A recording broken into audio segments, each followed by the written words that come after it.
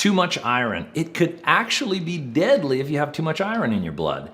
And it's hard to find out if you really do. In this video, I'm gonna show you all the causes, the signs, the symptoms, and what you can do to make sure you don't have this problem. Now we're gonna start right now.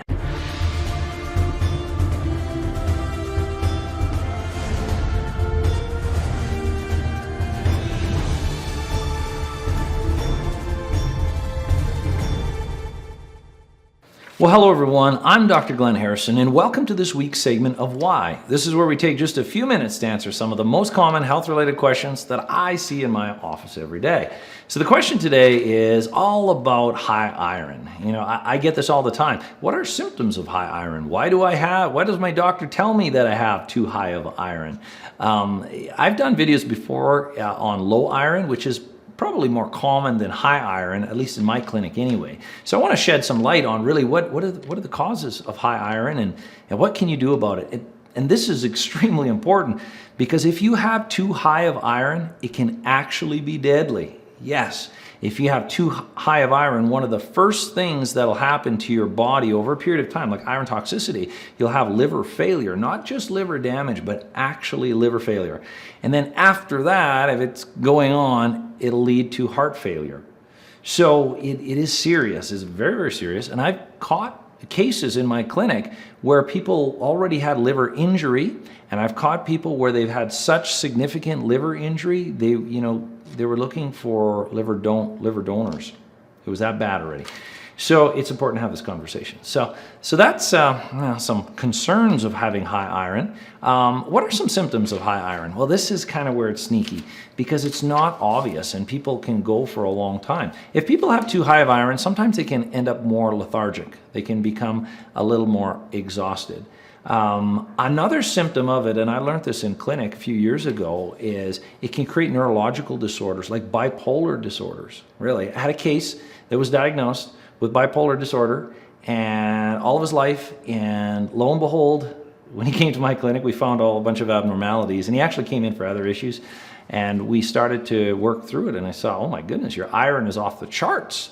So we started to correct that, and lo and behold, decades after being diagnosed with bipolar disorder, bipolar symptoms went away. So it is a big deal. So the symptoms aren't that common. It really comes down to blood work. So you gotta do the proper testing, and I'll talk about that.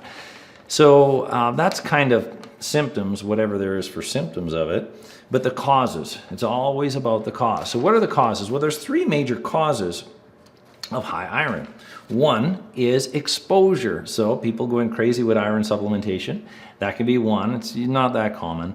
Environmental toxicity. This can be it. Like you can see it in certain environments, in industrial areas, and not using proper breathing apparatuses.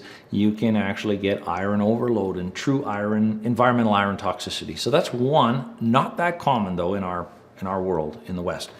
The second one is also not that common, but it can be. If you have a disorder in your body, and there's many different disorders that like to destroy red blood cells, iron sits inside, you'll find iron in red blood cells. And if you have disorders that destroy your red blood cells, you can spill iron in your body and your iron levels can come up.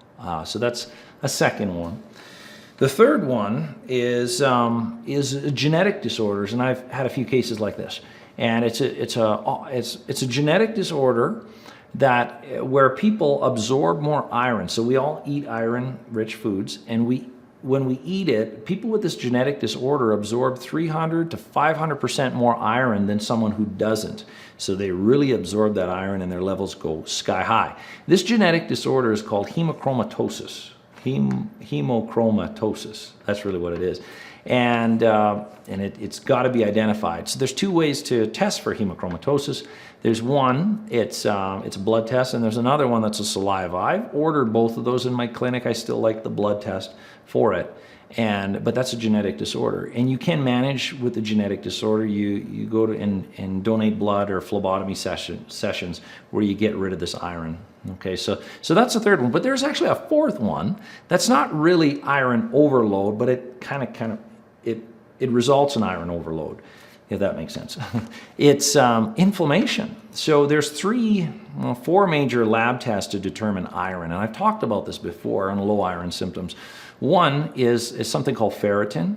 Another one is TIBC, which is total iron binding capacity. There's another one called iron saturation, and then there's another one called serum iron or total iron. Okay, so those are the four major tests to know your whole true iron story, and just one of these isn't enough. But ferritin specifically, it's the best indicator of overall iron status in your body, but it lies to us. So if someone has really high ferritin, that could mean it's true high iron due to hemochromatosis or genetic disorder or what have you, but it can also, this ferritin number also artificially elevates due to acute inflammation.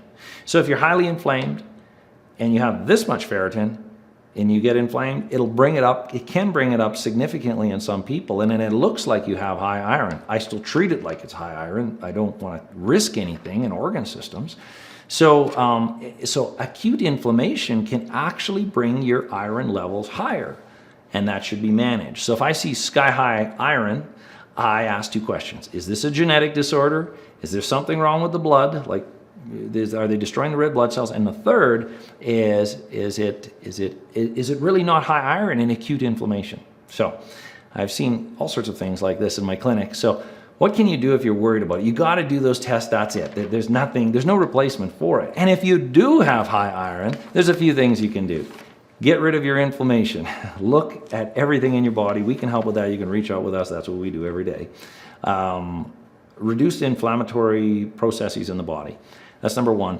Another thing you can do if you have high iron in the body, stay away from vitamin C. Vitamin C aids in iron absorption, so you want to stay away from vitamin C. If you can handle coffee and caffeinated anything, drink that, but be careful, don't affect your sleep patterns, because the tannins in coffee reduce your iron levels. So that could be another thing that you can use with this. And then, of course, reduce your high iron-rich foods, especially heme iron, which is animal iron, if you will. Heme means blood. So there's two forms of iron. In our diet, there's heme iron, which is animal products, and then there's non-heme iron, which is vegetarian or sources of iron. Heme iron really brings your iron levels up. Non-heme iron still brings your iron up, but not as much as animal. So pay attention to the consumption of your animal iron food, dietary regimen, if you will. So hopefully this was helpful. There's lots that can be done with high iron, but be careful if you're doing any supplementation, and just get tested. So we can help with that. You can reach out to us, and I'll put the markers below this video, so you can even reach out to your doctor and try to get them to order it all. That case that I told you about with the bipolar issues and all of that, they didn't know the true picture of iron because not all the iron markers were tested for years. Okay, there's nothing more important than testing, so to find the causes of it. So anyway, I hope that was helpful. I look forward to talking to you next day, where we're going to answer the why to another health-related question. Have a great day.